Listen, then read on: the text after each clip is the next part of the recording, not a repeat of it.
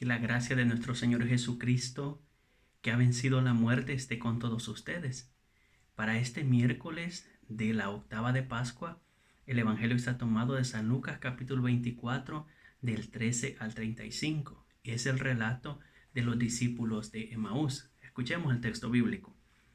Aquel mismo día, dos de ellos iban caminando a una aldea llamada Emaús, distante de Jerusalén, unos 60 estadios. Iban conversando entre ellos de todo lo que había sucedido. Mientras conversaban y discutían, Jesús en persona se acercó y se puso a caminar con ellos, pero sus ojos no eran capaces de reconocerlo.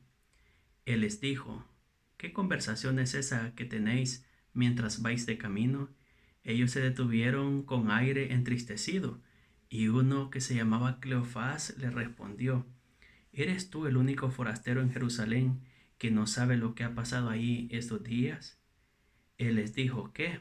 Ellos le contestaron: lo de Jesús Nazareno, que fue un profeta poderoso en obras y palabras ante Dios y ante el pueblo. Cómo lo entregaron los sumos sacerdotes y nuestros jefes para que lo condenaran a muerte y lo crucificaron. Nosotros esperábamos que él iba a liberar a Israel, pero con todo esto ya estamos en el tercer día desde que esto sucedió. Es verdad que algunas mujeres de nuestro grupo nos han sobresaltado, pues habiendo ido muy de mañana al sepulcro y no habiendo encontrado el cuerpo, vinieron diciendo incluso que habían visto una aparición de ángeles que dicen que está vivo. Algunos de los nuestros fueron también al sepulcro y lo encontraron como habían dicho las mujeres, pero a él no lo vieron. Entonces él les dijo: qué necios y qué torpes sois para creer lo que dijeron los profetas. ¿No era necesario que el Mesías padeciera esto y entrara así en su gloria? Y comenzando por Moisés y siguiendo por todos los profetas, les explicó lo que se refería a él en todas las escrituras. Llegaron cerca de la aldea a donde iban, y él simuló que iba a seguir de camino, pero ellos le apremiaron diciendo: quédate con nosotros porque atardece y el día va de caída. Y entró para quedarse con ellos. Sentado a la mesa con ellos, tomó el pan, pronunció la bendición, lo partió y se lo iba dando. A ellos se les abrieron los ojos y lo reconocieron, pero él desapareció de su vista. Y se dijeron el uno al otro: ¿no ardía nuestro corazón mientras nos hablaba por el camino y nos explicaba las escrituras? Y levantándose en aquel momento, volvieron a Jerusalén, donde encontraron reunidos a los 11 y sus compañeros, que estaban diciendo: es verdad, ha resucitado el Señor y se ha aparecido a Simón. Palabra del Señor. Gloria a ti, Señor Jesús. Para la reflexión de este miércoles de la octava de Pascua, quiero partir en primer lugar de la experiencia de la primera lectura, tomada de Hechos de los Apóstoles 3 del 1 al 10. Pedro y Juan van al templo a orar hacia la media tarde. Nosotros sabemos que los judíos tenían esta costumbre de rezar lo que para nosotros es las 3 de la tarde, y que para nosotros, con la experiencia de la resurrección y todavía más con el mensaje que Dios comunica a Sor Faustina y que la iglesia ha establecido, para nosotros esta experiencia o esta hora de las 3 de la tarde, la hora nona, se convierte en la hora de la misericordia, para recordar que a esa hora murió Cristo por nosotros y por nuestra salvación.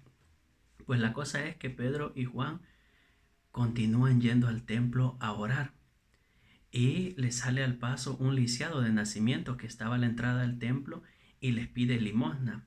Pedro y Juan lo miran y el hombre espera algo de ellos. Ellos le dicen: míranos. Y Pedro dice: no tengo ni oro ni plata, pero lo que tengo te doy. En nombre de Jesucristo, camina. Y lo toma de la mano. Y aquel hombre, dice San Lucas en los Hechos de los Apóstoles, se puso en pie de un salto y comenzó a caminar. Y comienza a alabar a Dios. Y muchos se quedan sorprendidos de este milagro. Es importante destacar que lo que hacen ellos es en nombre de Cristo y movidos por la fuerza del Espíritu Santo. La iglesia todavía hoy en el siglo XXI, después de 2000 años, sigue dando lo mejor que tiene, es a Cristo. El mayor tesoro, la mayor riqueza de la iglesia es Jesucristo y lo sigue comunicando al hombre y a la mujer de hoy. Por otra parte, el Evangelio de San Lucas 24 nos habla de los discípulos de Maús. Han pasado 3 días ya de la muerte de Cristo y estos discípulos han perdido la esperanza, se alejan de la comunidad y se van camino a Emaús. Ellos no han tenido la experiencia de encontrarse con el resucitado. Ciertamente ellos han escuchado el testimonio de las mujeres, pero todavía tienen en la cabeza el antiguo esquema, el esquema del machismo judío. Solo se cree el testimonio de 2 hombres y no el de las mujeres. Todavía no han entendido de qué va la cosa después de la resurrección. Entonces Jesús les sale al encuentro, les habla de la palabra de Dios y ellos sienten un fuego que arde dentro de su corazón. Y es importante este texto bíblico porque a pesar de que ellos escuchan la palabra de Dios, escuchan el mensaje de Jesús, sienten que algo se les mueve dentro, pero no le van a reconocer sino hasta la fracción del pan, hasta que llegue el momento de la Eucaristía. Jesús se les aparece, les habla, les consuela con palabras, con su palabra les consuela y les enseña que a partir de la resurrección Él está en la fracción del pan. Jesús les enseña que el camino de la vida cristiana, que la meditación de la palabra, que la perseverancia les tiene que llevar a la fracción del pan, a la Eucaristía. Ese será el momento culmen de la vida cristiana desde la resurrección.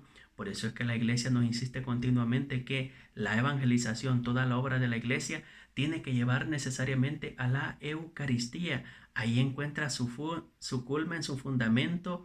La Eucaristía es fuente y cumbre, fuente y culmen de la vida de la comunidad cristiana. La tentación de los de Maús también nos llega a nosotros cuando no leemos, no meditamos la palabra de Dios, cuando nos alejamos de la comunidad cristiana y cuando nos apartamos de la Eucaristía. Aprendamos 3 cosas de este Evangelio. Primero, perseverar en comunidad. Segundo, meditar todos los días la palabra de Dios. Y en tercer lugar, no alejarnos de la Eucaristía. Es importante decir a la luz de este texto bíblico que esos de Maús llegan a una realidad que se llama ser anticristo.